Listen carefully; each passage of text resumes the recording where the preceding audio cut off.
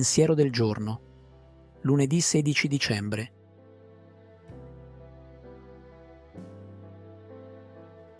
Mettersi in gioco per gli altri.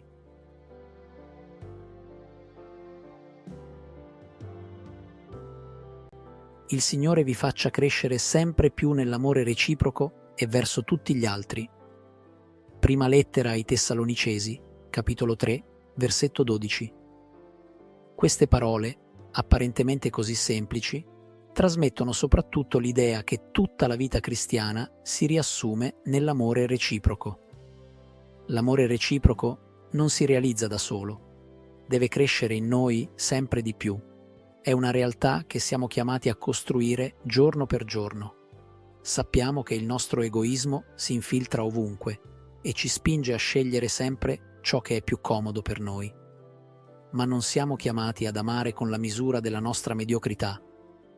L'Apostolo dice che questo amore deve non solo crescere, ma addirittura traboccare, cioè essere sempre più capace di vincere tutte le comprensibili resistenze che ci portiamo dentro. Come vivere dunque questa parola? In realtà si tratta di cogliere ogni occasione che ci viene offerta ogni giorno e persino in ogni momento per vivere questo amore.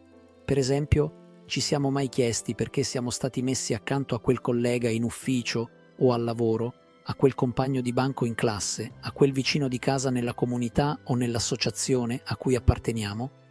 Perché ci è stato assegnato quel particolare superiore? Perché ci siamo trovati in quella particolare situazione o ad affrontare quei problemi sociali? Se sappiamo leggere tutte queste circostanze alla luce della nostra vocazione cristiana, troveremo presto la risposta.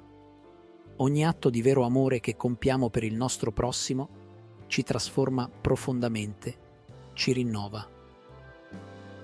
Chiara Lubick, stralci del commento alla parola di vita del dicembre 1985.